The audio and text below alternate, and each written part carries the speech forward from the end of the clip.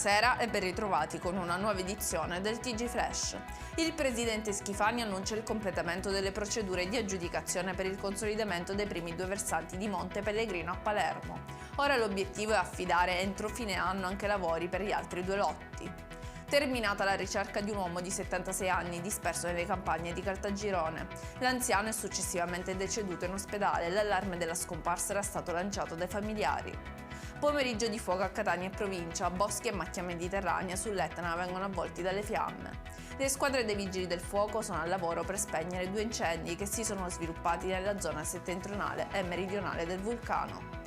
Conclusa la collaborazione tra il Palermo e Corini, è stato comunicato il suo esonero e il tecnico ha salutato oggi il gruppo. Michele Mignani, ex Bari, prenderà il suo posto e guiderà il club fino alla fine della stagione. Infine, nella giornata di domani in Sicilia si attende tempo stabile e soleggiato ovunque.